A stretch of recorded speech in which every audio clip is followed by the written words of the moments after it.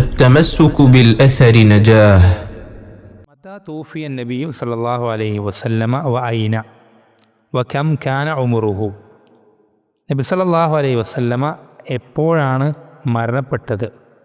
അയിന എവിടെ വെച്ചാണ് മരണപ്പെട്ടത്? വകം കാന ഉമുറുഹു മരണപ്പെടുന്ന സമയത്ത് നബി സല്ലല്ലാഹു അലൈഹി വസല്ലമയുടെ പ്രായം എത്രയാണ്? എത്ര വയസ്സുണ്ടായിരുന്നു? അതിന് ഉത്തരം നമ്മൾ നേരത്തെ സൂചിപ്പിച്ചതാണ്. ഇവിടെ വരുന്നത് സ്തൂഫിയ ഫിൽ മദീനത്തി ബഅദൽ ഹിജ്റത്തി ബിഅശ്രി സനവാത്ത്. ഹിജ്റ കഴിഞ്ഞ് മദീനത്തെത്തിയതിന് ശേഷം 10 വർഷം കഴിഞ്ഞിട്ടാണ് നബി സല്ലല്ലാഹു അലൈഹി വസല്ലമ മദീനത്ത് വെച്ച് തന്നെ മരണപ്പെടുന്നത്. വകാന ഉമറുഹു 63 സന.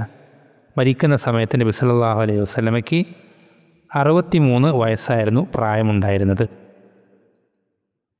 അപ്പോൾ നബി സല്ലല്ലാഹു അലൈഹി വസല്ലമ മരണപ്പെട്ടു എന്ന് ചുരുക്കം.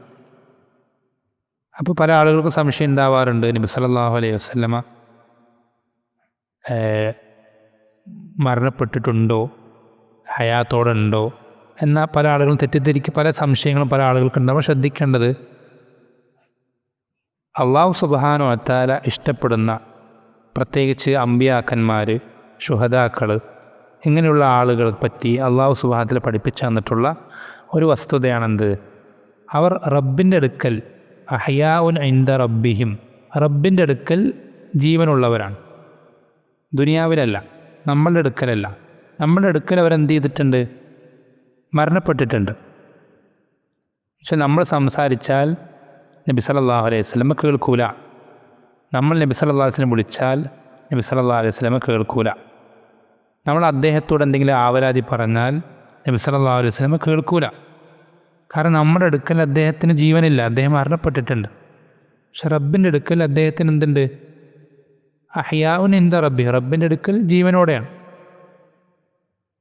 ഇപ്പോൾ ഉദാഹരണം, നബി സല്ലല്ലാഹു അലൈഹി വസല്ലം ഖബറിലാണ്, ബർസഖിയായ ജീവിതത്തിലാണ്.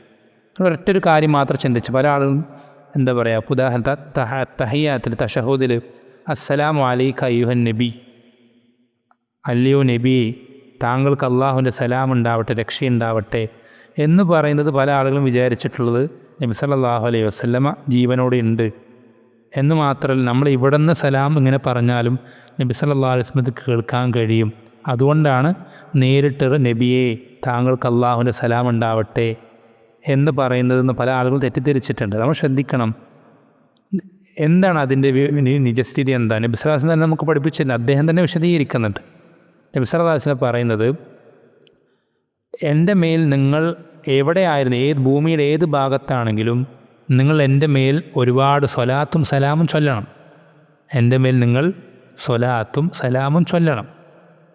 കാരണം നിങ്ങൾ ഏത് ഭാഗത്താണെങ്കിലും ഭൂമിയുടെ ഏത് സ്ഥലത്താണെങ്കിലും നിങ്ങൾ എനിക്ക് വേണ്ടി ചൊല്ലുന്ന സ്വലാത്ത് അല്ലെങ്കിൽ സലാം, അത് എൻ്റെ അടുക്കലേക്ക് എത്തിച്ചു തരുന്ന ചില മലക്കുകൾ അള്ളാഹുവിനുണ്ട്.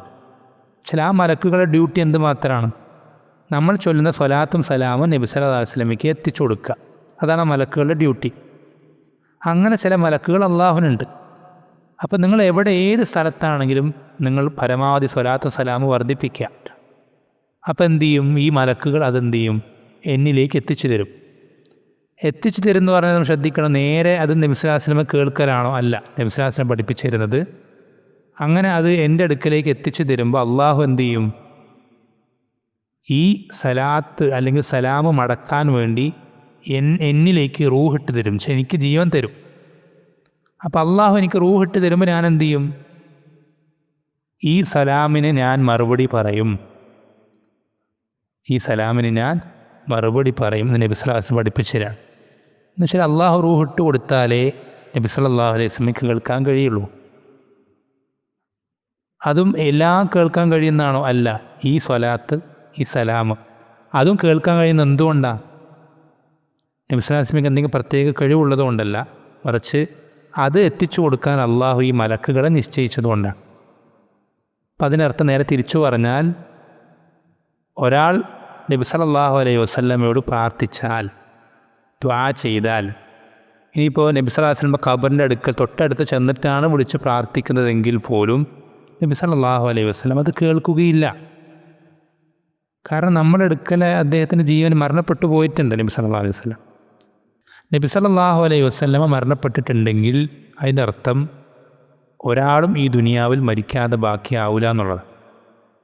അള്ളാഹ് ഖുർആൻ അഫ ഇം മിത്ത ഫഹുമുൽ ഖാലിദൂൻ, റസൂലെ താങ്കൾ മരിക്കുകയും എന്നിട്ട് അവർ മരിക്കാതെ എന്നെന്നും ജീവിച്ചിരിക്കുകയും ചെയ്യുമെന്നാണോ അള്ളാഹ് ചോദിക്കുക? അങ്ങനെ ഒരിക്കലും ഉണ്ടാവില്ല.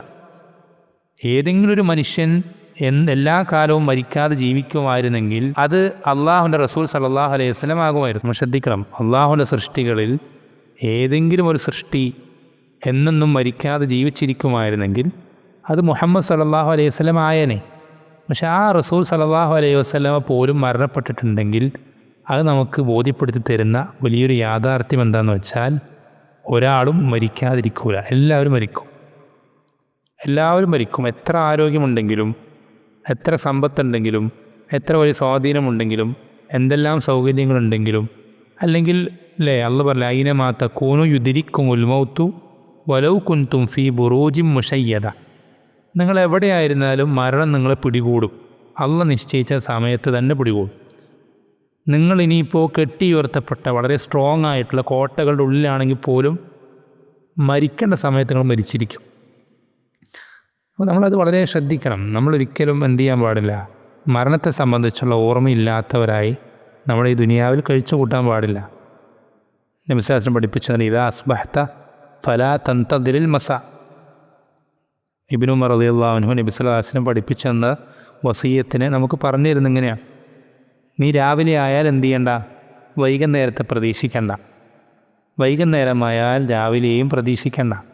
എന്നുവെച്ചാൽ ആഖിറത്തിൻ്റെ വിഷയങ്ങളിൽ നമ്മൾ എന്ത് ചെയ്യണ്ട, ഒരു കാര്യവും പിന്നേക്ക് വെക്കണ്ട. ദുനിയാവിൻ്റെ കാര്യത്തിൽ നമുക്ക് എന്ത് ചെയ്യാം, നമ്മളെല്ലാ കാലവും ജീവിക്കുന്ന ആളുകളെ പോലെ നമ്മൾ കണക്കാക്കി പതുക്കെ പതുക്കെ ചെയ്താൽ മതി, ഒരു ധൃതിയില്ല. പക്ഷെ ആഖിറത്തിൻ്റെ വിഷയത്തിൽ നമ്മൾ ഇനി ജീവിച്ചിരിക്കൂല, ഇന്ന് ഞാൻ ഇനി രാവിലെ വരെ ജീവിച്ചിരിക്കൂല എന്ന രൂപത്തിൽ ആ രീതി മെൻറ്റാലിറ്റിയോടുകൂടെ നമ്മൾ പ്രവർത്തിക്കാൻ, മാറ്റങ്ങൾ വരുത്താൻ, നമ്മുടെ വിശ്വാസത്തെ പറ്റി പഠിക്കാൻ, ഇബാദത്തുകൾ നല്ലതാക്കാൻ, ഇങ്ങനെ എല്ലാത്തിനും നമ്മൾ എന്ത് ചെയ്യുക, പരമാവധി മുന്നോട്ട് വരും. ഒരിക്കലും നമ്മൾ അലംഭാവം കാണിച്ച് പിന്നേക്ക് വെച്ച് നീട്ടിക്കൊണ്ടുപോകരുത്. അള്ളാഹു സുബ്ഹാനഹു വ തആല എന്ത് ചെയ്യട്ടെ, നമുക്കെല്ലാവർക്കും മരിക്കുന്ന സമയത്ത് വലാ തമൂതുന്ന ഇല്ലാ വഅൻതും മുസ്ലിമൂൻ എന്ന് പറഞ്ഞതുപോലെ മരിക്കുന്ന സമയത്ത്, റബ്ബിനെ കണ്ടുമുട്ടുന്ന സമയത്ത്, റൂഹ് തൊണ്ടക്കുഴിന്ന് പിടിച്ചെടുക്കുന്ന സമയത്ത് അവൻ തൃപ്തിപ്പെടുന്ന രൂപത്തിൽ അവനെ കണ്ടുമുട്ടാനും അതുപോലെ തന്നെ മരണപ്പെടുവാനും റബ്ബ് സുബ്ഹാനഹു വ തആല നാം ഓരോരുത്തരെയും സഹായിക്കുമാറാവട്ടെ.